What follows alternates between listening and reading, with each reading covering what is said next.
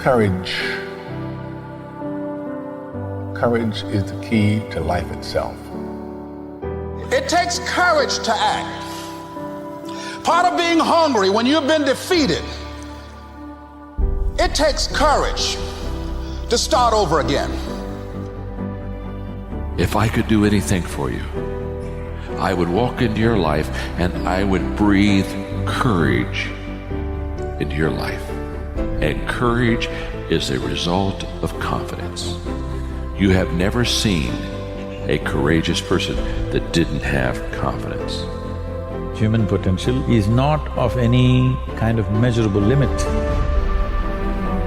It can go as far as you desire or as far as you have the courage to walk. How do you stand up to massive external pressure? Courage. And courage is something that comes from relationships. You know, it's external. There are days we're going to doubt ourselves. There are days that storms are going to rise, and we have to have people who say, I got your back. You need to do this. We need you. The world needs this. Keep going.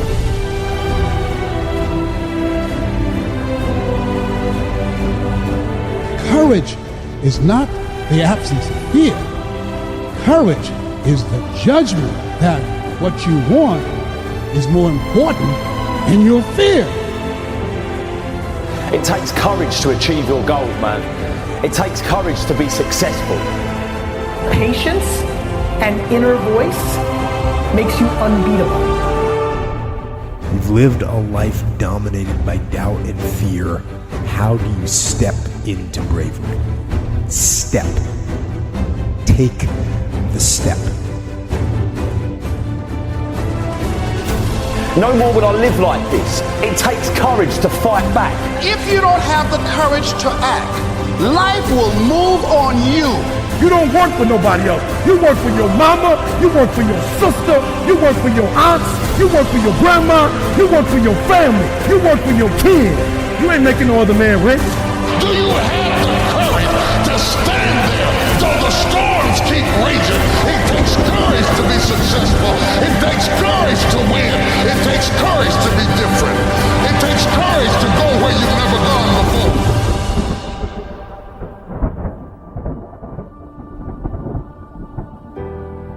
There are a lot of people who are born in situations that say, well, I'll never get out of this. So they won't. I say to people who say, well, I would like to have done so and so and so. So well, you could have done it. So, well, I couldn't get out of here. Man, the bus runs every day.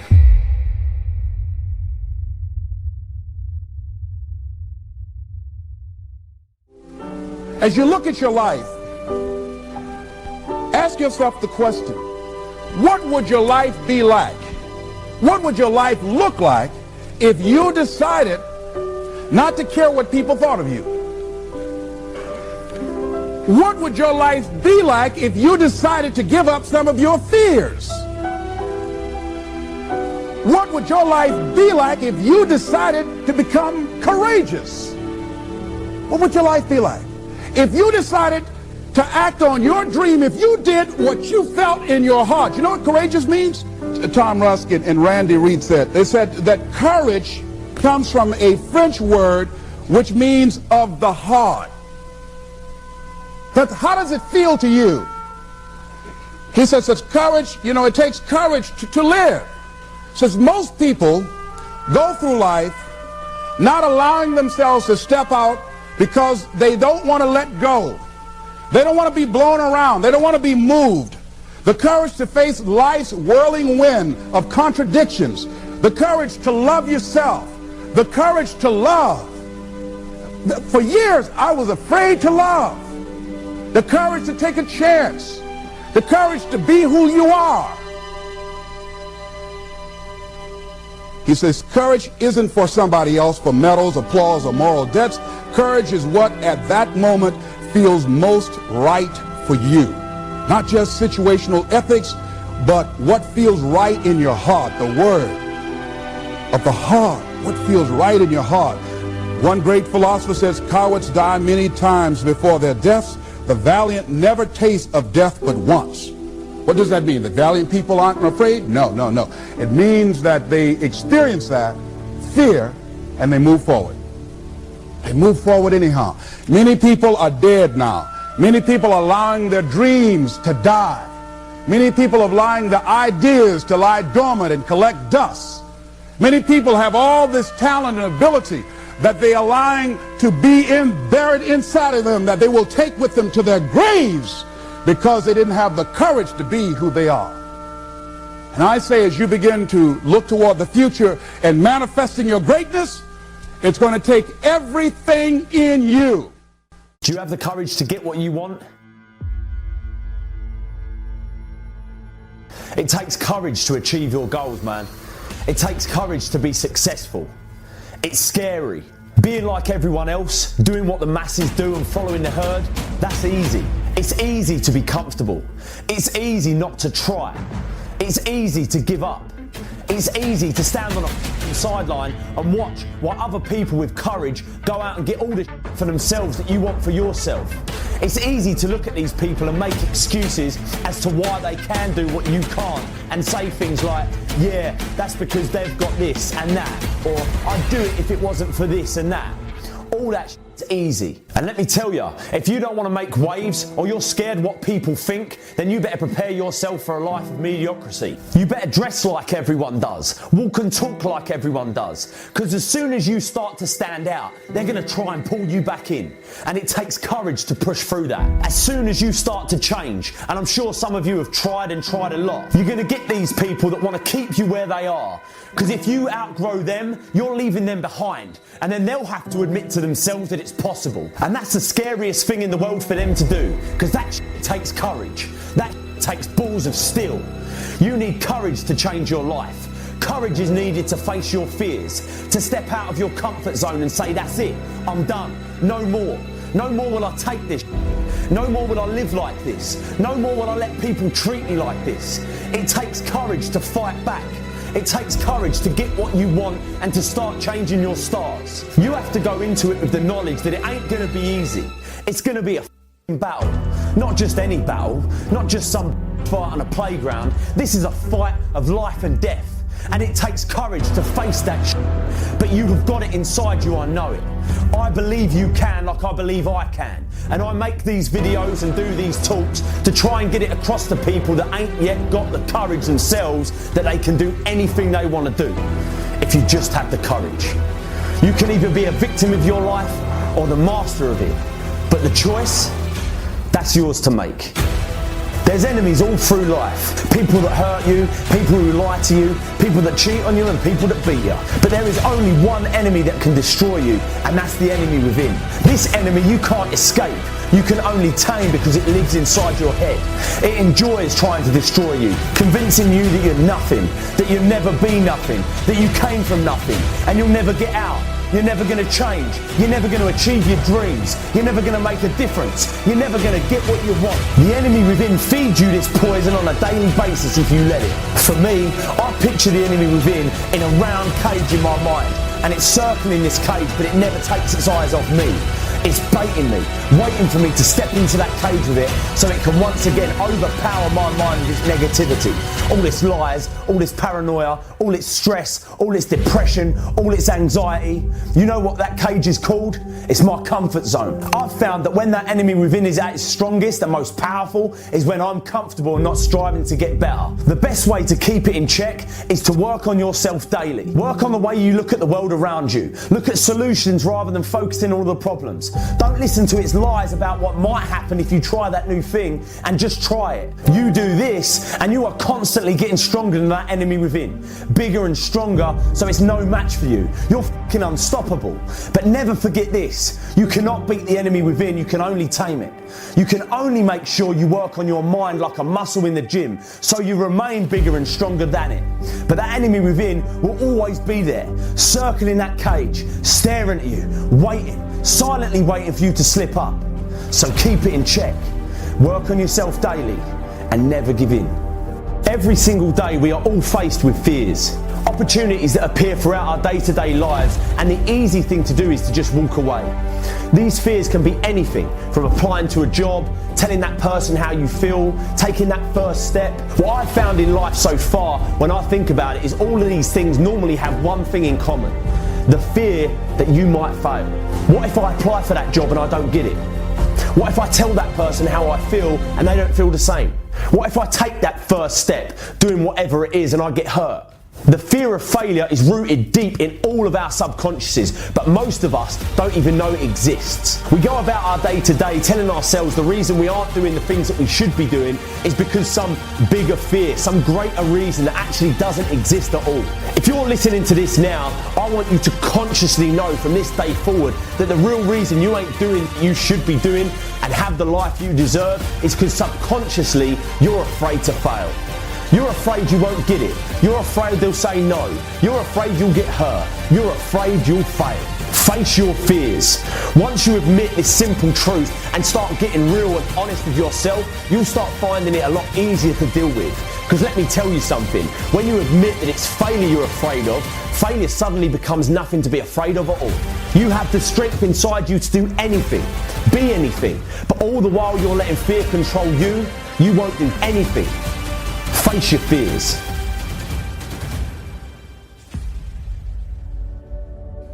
There's a quote by Goethe and it says, if you look at a person as they are, they will always remain that way or maybe be worse. But if you look at a person, this is good. If you look at a person as they could be, they will grow into what they should be. Right? We have to know what we stand for. I'm not talking about what your company stands for. I'm not talking about your family values. I'm talking you as an individual. When you walk into a room, what do you represent? As you as an individual, when people around you see you, what feeling do they get? How do you leave your energy impression on the people around you? As individuals, we have to do that. That's the first step that we have to do when we're talking about make your mark. Everybody repeat after me, make my mark. Repeat after me. In order to make my mark, I have to define my mission statement. In order to make your mark, some of you are going through, you're on the journey of becoming, and you have to look at adversity with a new perspective, right? By a show of hands, how many of you guys have experienced fear? I need the elbow to lock. So here's what fear does. Fear is restrictive. Fear stops us from taking the steps that we need to take to become the best version of ourselves. Fear is the thing that's literally holding you back from doing the thing that you're supposed to do. Fear is stopping you from becoming the leader that you're supposed to be now. One of the things that I've learned in my past is that leadership is not a title. Leadership is an action. Leadership is not the title that you have. You can clap for that because let's go.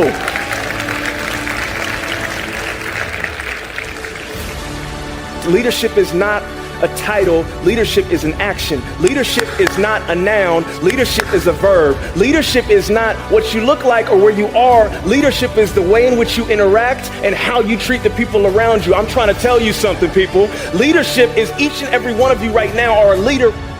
Young professionals, unemployed, if you don't know what's going on, you're a leader just by the way in which you operate. I'm being honest. Many of us are stuck and stagnant in situations because we believe that we need someone to give us the card to initiate what we're supposed to do. Someone here is literally supposed to absolutely put their time and their effort in something new. Like someone here right now is supposed to focus on their dream and their goals and their aspirations. The question that I ask myself every time that I speak, I don't look at this as a keynote, I look at this as an assignment. The thing that I ask myself is if I don't operate in my faith and instead operate in my fear, if I don't chase my dreams and become the person that I'm supposed to be, who loses out?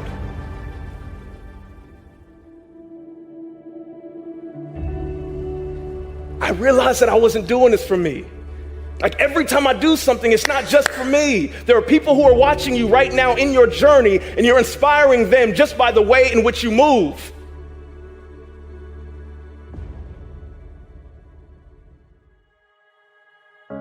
I'll tell you, the one thing that will build confidence you need to actually put yourself out there in this school year is letting go of what other people think and living your version of life. Because too many students are living a watered down version of someone else. They're living a watered down version of their friends, how their friends want them to be. They're living a watered down version of what their family pushes them to be or what society suggests them to be, as opposed to being their own person. So go all in on you. Whatever that may mean, what excites you, what pushes you, because our biggest problem, I believe, is that we compare our behind the scenes to everyone else's highlight reel. We compare our failures to everyone else's highest points of confidence, to everyone else's successes. We compare our insecurities to everyone else's highest points of confidence, then we feel like we're not enough. So go all in on you, whatever that may mean. The one thing that I don't enjoy about my job is that I come to a school, and when I was a student going in to college, I didn't see myself as someone who could really make an impact. I didn't see myself as someone who could really contribute. It was only until I started putting myself out there, sharing my ideas, putting myself in uncomfortable situations that forced me to grow, that I became a beat that contributed to what made my school better because I was a part of it. Realize that you have the ability to make an impact. You have an opportunity to change that story in your head. Put yourself out there, because when you do, amazing things happen. This school needs your leadership. They need your influence. They need your impact. It is time to show up.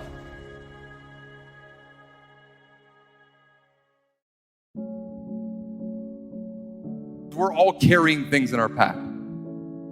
All of us are carrying these stories that are imposed by other people, by friends, by family, by society, by Instagram. And what happens is, when we are faced with a challenging situation, we approach it with all of that stuff.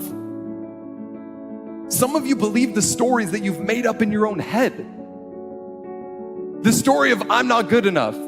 The story of I'm not academically inclined. The story of I'm not a morning person. The story of I can't really make new friends. The story of I can't really have an impact on the people around me. And now listen, I want to be abundantly clear. I'm not the guy that's going to come in here and tell you what stories to tell yourself, but I want you to get back to the place where you can start telling yourself better stories. Stories that you are enough, that you are charismatic enough, that you are courageous enough, that you aren't like them, and that's okay because you are like you. I believe when we stop believing the stories that we tell ourselves in our own heads and start telling ourselves new stories, stories that are actually aligned with who we are and who we would like to become, that is when we are able to change ourselves and change the people around us. But I want you to raise the question within yourself of defining the snake in your life. That thing that keeps on coming up that it is time to face. Because here's what I know. Every single person in this room, student and faculty, has something that comes up that tries to get in their way, make them want to quit and turn around and walk away. And what I know to be true is defining that thing for you is the only way to be able to overcome it. We talk a lot about leadership going into a new school. How do you show up as a leader in this school, in the community around it? True leadership is leaning into the things you're afraid of. True leadership is consistently choosing courage instead of fear. True leadership is having the courage, the audacity to take on challenges, things that don't make you feel good, while inspiring other people to do the same. It takes courage to make a new friend. It takes courage to stand up for that person that you see on campuses isn't being done right. It takes courage to wake up a little earlier instead of late, to join that student group, to put yourself out there more than you thought that you could. It takes courage to live a great life. So make the decision today of what courageous act are you going to make for yourself and the people at this school. It starts by taking on the things that you can actually affect, that you can control, and that you can impact, because I see way too many students coming into college and university that allow themselves to be defined by what happened yesterday. They allow themselves to be defined by what happened last week. Some of you in this room think because of one failed test that you are a failure, when the reality is those are moments, not characteristics. And my personal belief is that we need to start seeing those moments for what they are, moments.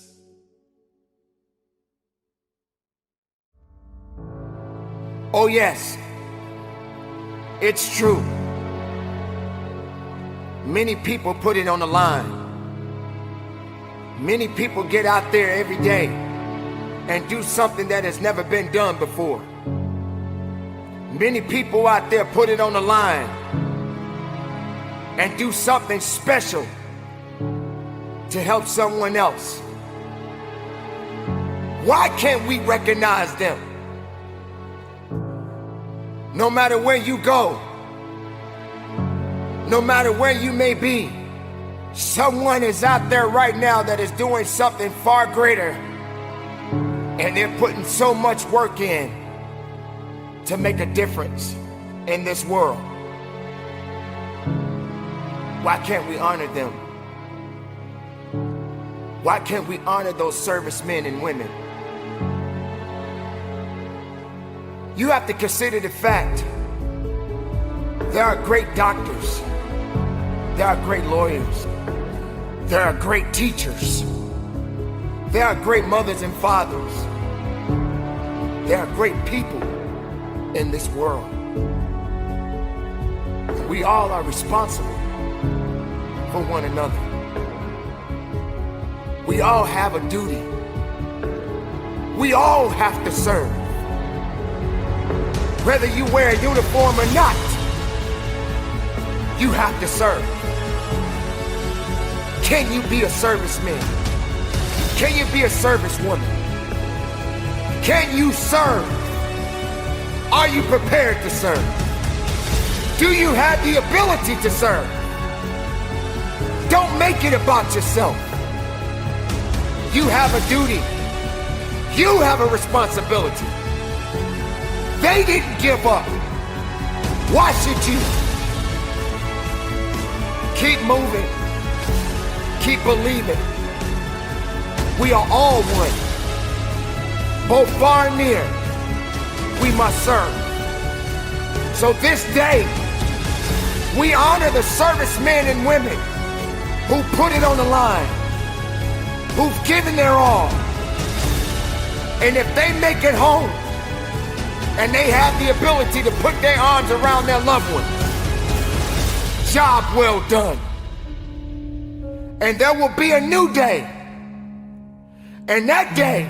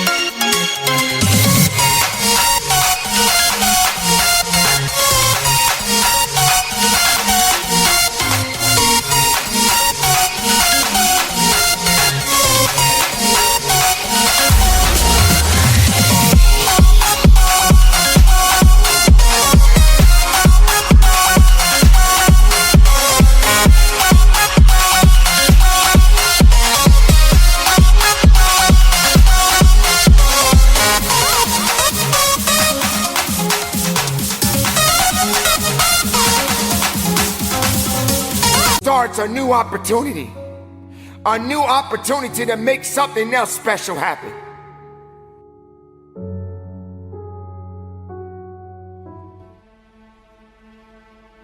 A C student can justify anything, and the worst part about it, they can believe the excuse. Don't look at me like that. Some of you guys have been defeated already in your life. You're saying to yourself, you know what, I got a GED, nobody wants me. I used to be an alcoholic, nobody wants me. My own father used to tell me I was no good. Nobody wants me. I'll just work this little dead-end job and we'll figure out what's next because I don't have anywhere to go. Some of you guys can relate to what I'm saying. Somehow, some way, you've disqualified yourself. I work with so many people and I can relate to it. Nobody can beat you but you. Nobody can stop you but you. But the worst thing you can do is disqualify yourself. Now I'm 50 years old. I got a wife. I got kids. I got mortgages. I got bills. School is over. That's all about the real deal right now. You guys with me? Is there any excuse for an adult not to get an A out of life? So when you go to work, is there any excuse for you not to be an A manager? Is there any excuse for your store not to be an A store?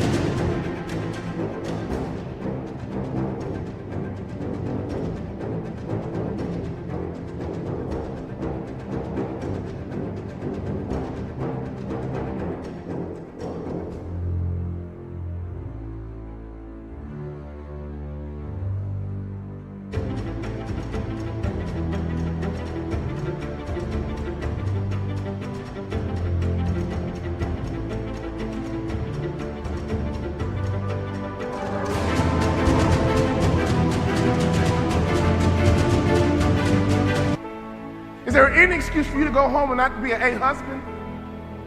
Is there any excuse for you not to be an A wife or a mom or a dad? Is there any excuse? Because we're not in middle school anymore. We're not in high school anymore. So on report card day, I came home and I would sit down with my mom and dad and I would make excuses about my C. Well, Mom, you know, I don't like the teacher, Mom, and the teacher doesn't like me. That's why she gave me a C. You know, my mom would say, that teacher didn't give you nothing. You earned a C. Nobody can stop you but you. You know, I had a goal of playing in the NBA, and I got there. You guys know I had a goal of doubling my NBA income, and I got there. If you set a goal, and you make the intention that you're going to get there, do you know that you writing it down and looking at it every single day, you're 7 times more likely to achieve that goal? This is America, ladies and gentlemen. It can happen to you, it can happen for you, but you gotta write these goals down, plain up on tablets, so they can be seen by men, and that woman is you. My father said, write your goals down, son, and I wrote them down. I said, Dad, I'm gonna play in the NBA, and That's your problem, son. Your value system's screwed up. You're smart. This family's about being a student athlete. Rewrite your goals tomorrow and give them to me. He didn't yell at me. He didn't browbeat me. He didn't criticize me. He said, son, that's your problem.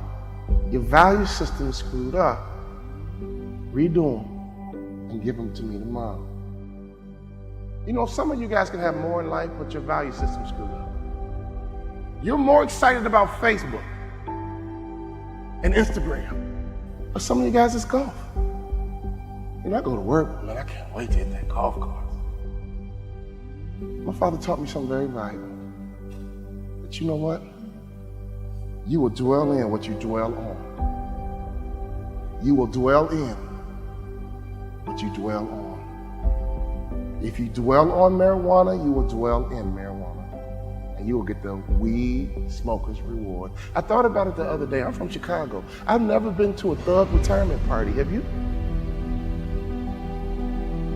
I've never been to a thug retirement party. I guess I have. They're called funerals. What you dwell in, you dwell on. So can I give you a little bit of advice? Make sure your value system is good. Make sure your value system makes sense. People say all the time, well, what's most important to you? God, family, work. And I know what you're going to write down, but it's got to be real in your heart. Does that make sense? What was in my heart was sports, and that's no lie. My father said, redo your value system, son. It's screwed up. I redid it the next day. I said, Dad, you ready? Yeah. Okay, Dad. I'm going to graduate college in 4 years. I'm going to play in NBA. Anybody know why I ducked? My dad had a nice backhand. I said, I'm going to play in NBA. And this is what I said. I'm going to make more money in business than I did in sports. You know what my father said? I like it, son. I like it. I want you to take those goals out and look at them every single day. Before I knew it, that 2.1 turned into a 2.9. Before I knew it, I got selected to be president of the journalism club, captain of the homecoming committee. Before I knew it, people began to recognize me not as an athlete, but as a leader in school. All of a sudden, I wanted a 3.0. I'm gonna get a 3.0. I'm gonna get a 3.0. And they were like, Walter, it's mathematically impossible. You know what I'm talking about? So I got as high as I can get, a 2.9. I realized, you know what? I could have had a 3.0 easy if I would have taken advantage and been a little bit more mature in my past life. Some of you guys need to hear what I'm saying to you right now. Some of you guys used to be immature in your past life. Can I get a witness? Now you're not in middle school anymore. You're not in high school. Childhood is over. Would you agree? And grown men and grown women think a certain way, operate a certain way, and have a certain mindset and mentality. I want you to understand you are a part of a legacy. You've heard about your mom's story. You heard about your dad's story. Now it's time for you to build your story. My father was a sharecropper in Tennessee. I heard all the stories my dad would tell me being a young black boy in Tennessee. He said, son, I got called the N-word so many times, I began to think it was my first name. But I busted my butt for you, son. I busted my butt. I went back to college for you, son. I got educated for you, son. Everything I do is for you, son. See, right now, I want you to understand you are a part of a legacy. Many of you guys, your mom made sacrifices for you. Your dad made sacrifices for you. Now it's time for you to grab the bull by the horns and impact your legacies. Everybody with me? Your mom and dad have this story. Your grandfather, your grandmother has his and her story. Now you are building your story. I was at a track meet one day, and I was watching a 4x1 relay. And I love a 4x1 relay because that first sprinter takes off with the baton in their hand, and they run as hard as they can, as fast as they can, and when they get to the next athlete, they yell, stick! And the next athlete takes off running, but they reach back. They just reach back a little bit. Then they run as hard as they can, as fast as they can, for 100 meters, and then they yell, stick! And it's so important to make a successful handoff, because if you don't make a successful handoff, you are disqualified. And the next athlete's turn is to run as hard as you can, as fast as you can, and then they yell, stick! And they hand it to the anchor. That anchor is Carl Lewis. That anchor is Flojo. That anchor is Usain Bolt. And that last 100 meters, whoa! They come around that curve, and all you hear is elbows and form, and they come down and cross that finish line. Oh! So I was at this track meet, and I saw them handing this baton. They kept yelling, stick! Stick! Stick! Stick!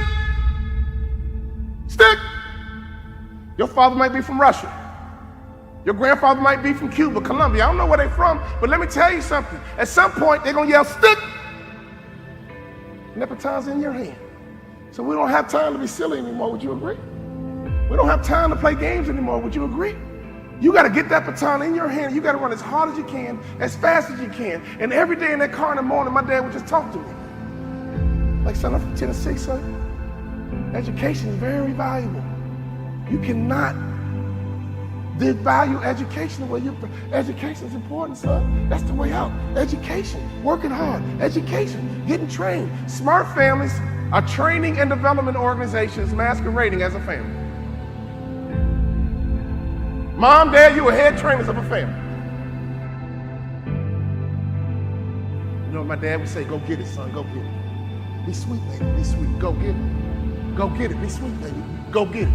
Go get it, be sweet, baby. Go get it, be sweet, baby. Every time I left the house, my mom would say, be sweet, baby, be sweet. My dad would say, go get it, son, go get it. Go get it, son, go get it, be sweet, go get it, be sweet, go get it, be sweet, go get it, be sweet. My family had two core values. Go get it, son.